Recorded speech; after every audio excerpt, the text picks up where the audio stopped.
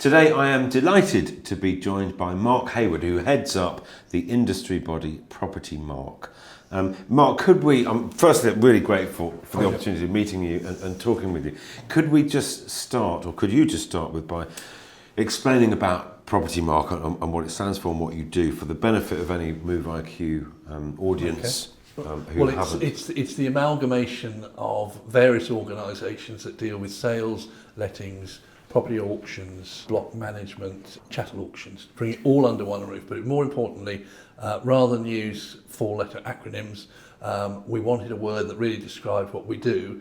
But rather than being member-facing, industry-facing, we are consumer-facing, and we're there to help the consumer to understand what they need to do to buy a house or to rent a house, how they need to approach it, what the agent will be doing for them, and the reasons why the agent will be asking them for various pieces of information, and why that they will have, the agent itself will have to comply to various pieces of legislation and regulation.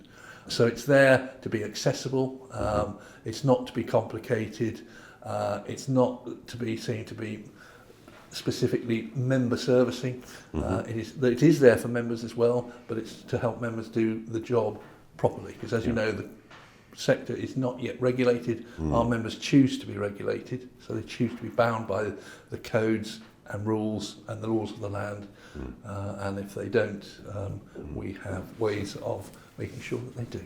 But are those rules that you set, or other industry bodies set, and then you sit over the top of them? We share a code, for instance, with the Property Ombudsman. So we act within their code. It's our code, although they have ownership of it.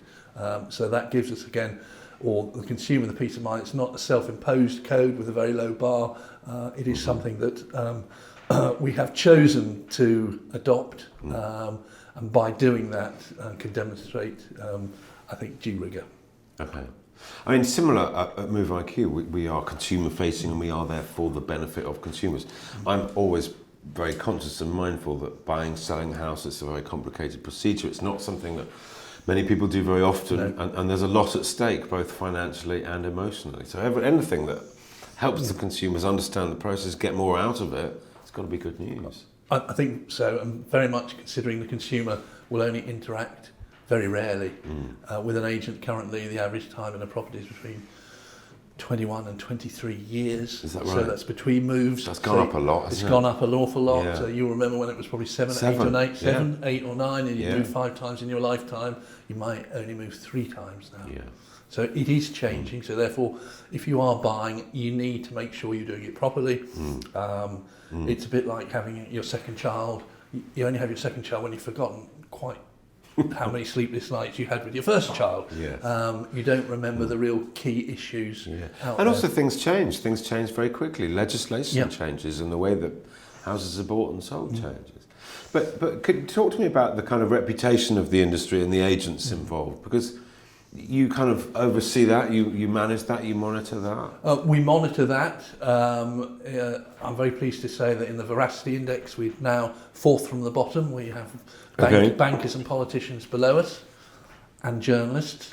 So we Careful where you go with that, yes, Mark. But I think we know, because we do consumer research sort of every 2 months, that the perception not only of our brand and recognition of our brand is increasing, but I think more and more that the role that an agent does is no longer being looked upon in such a poor way. You know, estate agents do not have a good reputation in this country. If you go to the States, they're 3rd from the top. Yeah, but they charge about 10%. They charge 6%. Okay. In my opinion, please tell me if I'm wrong, I've always felt that the role of the agent is often misunderstood. And in fact, I'm sitting in front of exactly the right person to pose this question. Is it fair to say that the majority of complaints that are levied at estate agents are made by buyers? A significant amount are made by buyers. That is partly the assumption from the buyer that the agent is acting for them, because the agent is creating a relationship with that buyer. Probably creating a relationship more with the buyer than the seller. Correct. But in actual fact, the bill's being paid by the seller. Yeah. And So it's there looking is after their this interests. misconception Yes. that the agent will get me the best deal. No, the agent is there Yeah. to get the best price and the best buyer for the property. So there is that misconception. And But we've come a long way. we've come a long Yeah. way, because I think the press and the media have spent a lot of time educating Yeah. people about it, people making more research, taking more time, and of course we're in a society that is a lot more prone to actually put its hand up and complain than possibly 20 years ago. Yes. Yeah. And if you look at the property ombudsman, the level of complaints there are majority about service Okay. and communication Yeah. and miscommunication. So, what would make a Propertymark agent different? How do they stand out? Firstly, they've chosen to be regulated. I've just said it's not a regulated sector, so they've said we will be regulated, we will abide by the rules, we'll abide by the laws of the land. They will go through the process correctly. They will have a qualification. Okay. You can't join without getting a level 3, which is the equivalent of an A level. So technically, they will have the knowledge. And that's everybody in that office, in that branch, or is it the branch manager? Or Certainly, if they are a Propertymark agent, at least one principal partner or director needs to be qualified. However, the whole of that company is then legislated by us. So even if one director is a member, the whole of the company falls under our auspices. Okay. And how do consumers use your services then? More and more, because we obviously monitor our website. They will possibly telephone us to say, is this agent a member of yours? Actually, they can go on the website and find that out, but sometimes it's easier to pick up a phone. Sometimes they will talk to our regulation department to say, I have been treated in such a way, is that correct? Or I may want to make a complaint. Yeah. Now we can deal with a complaint if people want punishment, but we can't award money. So if they want redress, they'll go to the redress scheme for money. But if they come to us, they want that agent pulled up and, if necessary, punished. And could you give me some examples of kind of typical? What would be your most regularly occurring complaint? Just typical. All right, I don't think the offer I made on that property was put up. Yeah. I don't think my ability to purchase was portrayed in the correct way. I was unable to make an offer until I spoke to that agent's financial services. That's still going on? Allegedly. I'm unable to view that property. I can't view it even for 2 weeks until everybody who's been qualified views it. So I can't get what I want. Okay. Sometimes we can't get them what they want. Yes, but at least they've got somebody to talk to and give objective advice. And we can direct them as to what to do, whether they make a formal complaint or whether they take it to a redress scheme. And Mark, are there particular changes that we should expect to see over the next 12 months? Well, what's coming on down the line? Down the line, well, we know in 2017 the government announced that they wanted to improve the house buying and selling process. We've heard that before. We've heard that before. And that was actually in January. So it's nearly 2 years. Yeah. We know that Sajid Javid, who was then head of the Home Office, announced that they wanted to stamp out rogue estate agents, rogue letting agents.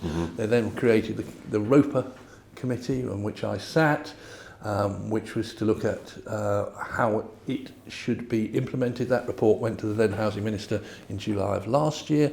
The Housing Minister then lost her job. However, it had already been lodged with government. So whilst we had all the hiatus over an election and Brexit, we are hoping that will move forward. We'll know pretty soon, and when I mean soon, probably in the next 8 weeks, whether it is moving forward and the timescales, and that will, once implemented, impose greater restrictions on who can and cannot practice. At the moment, anybody can set up as an estate agent. There will be a licensing procedure where we'll have to have minimum qualifications. The agent, the individual, will have to have a license, and the company will have to have a license. Otherwise, it will be illegal for them to practice. Okay. Part of the improvement in the house buying selling process is looking at the way the transaction progresses or doesn't.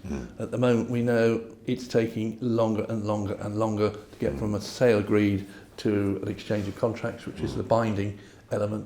about 18 weeks at the moment on Really? average, which is far longer than before the internet and before electronic transfer of money and all those other things. I think there's a lot of issues at play in that. It is frustrating for everyone, and it doesn't serve anybody's interests. However, the market that we've been working in over the last 18 months, 2 years, has been lackadaisical. There isn't a lot of volume and transactions, and there isn't a lot of incentive. So people, well, I might do this.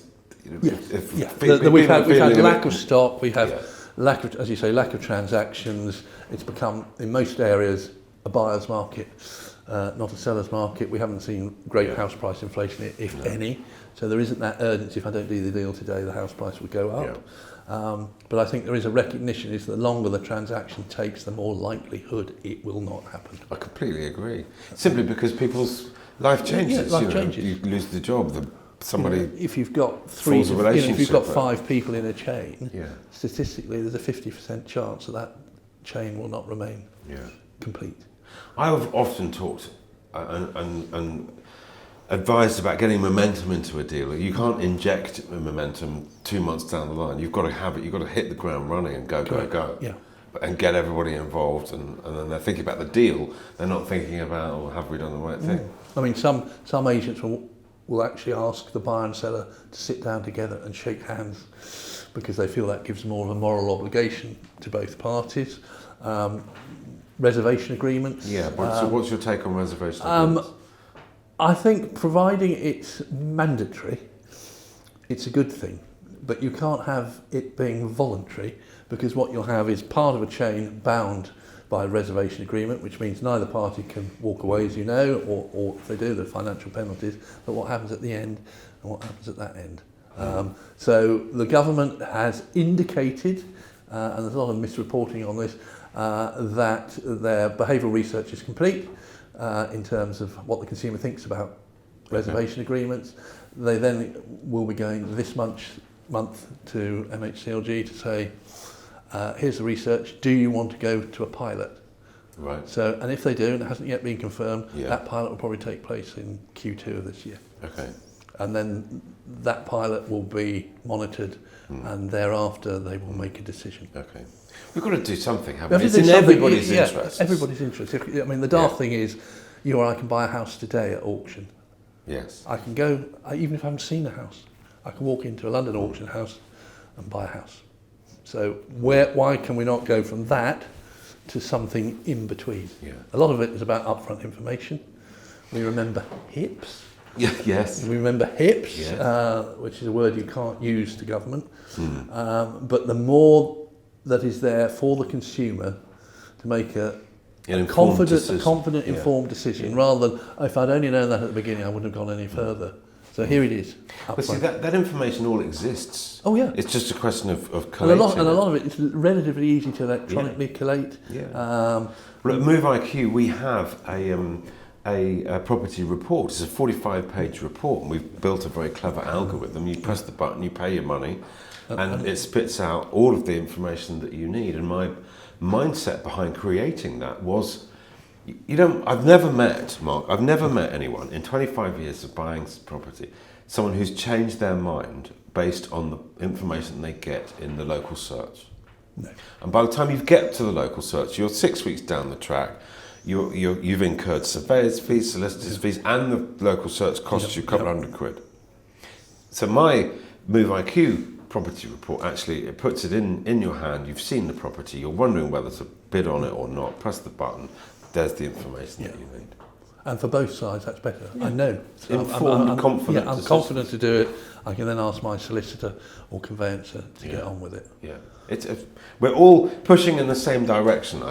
We just need. But house buying, selling is adversarial in terms of your legal advisors. They're like that. They're not working. Here's the facts. Yeah. Well, I don't believe you. I'm going to have to ask you that question, even though you haven't given me the answer. Okay. What about the rental market? Are there changes afoot there? There's been quite a lot of changes. There's been a lot of changes. Yeah. We know that tenants' fees were outlawed from June of last year. I think the effect of that is now starting to bite as tenancies come to an end and new tenancies. Yes. We know as of tomorrow that the letting sector comes under the money laundering legislation. That won't make a lot of difference. I think there's an affordability issue in terms of renting. We haven't got huge wage inflation, but we have had huge rental inflation now. That seems to be slowing. And again, there's a lack of supply. Yeah, I wonder if lack of supply produces the rent inflation, and I wonder if that is as a result of the tax changes on buy-to-lets, because they're not as tax advantageous as they once of were. April, they will not be tax advantageous at all. So therefore, there are less of them. But there are more tenants because the banks need greater levels of deposit. Blah blah blah. It's all a good thing, but it means less tenants, more tenants, less property. Yeah, and we've lobbied the more taxation you put on the landlord, the less he's likely to be a landlord, because the majority of landlords have 1 to 2 properties. They're not commercial landlords, and also the build to rent sector, which is great, but they're building a premier product and want a premium price. Okay. So it's not affordable. So, but I think that's, we know the rental sector is 22% of the whole house. We've got people spending longer in their houses. We've got the baby boomer who would have sold come retirement. No, I've paid off my mortgage, I've got a pension, I'll stay where I am. 40% of the homes. People living longer. People living longer. Getting married later. Getting divorced. We've got immigration. Yeah. So there's lots of variables, and there's lots of things that can't be solved just like that. Which makes it such an interesting industry, such an interesting topic to discuss. How do Propertymark get involved in kind of shaping these changes? We work very closely with government and financial institutions. We will lobby where necessary. We work closely with the house builders. So I think we're there everywhere trying to put some impetus into it. But a lot of it, if it requires legislation, which a lot of it will, we don't know when that will come. Well, all I can say, Mark, is keep doing what you're doing. Thank you. We're all on behalf of everybody, really. You do a wonderful job. It's complicated, it's not easy, and you probably get a bit of pushback now and again. We do. But it's in everybody's interest, so I wish you every best of luck. Keep plugging on. Thank you. Good man. We will.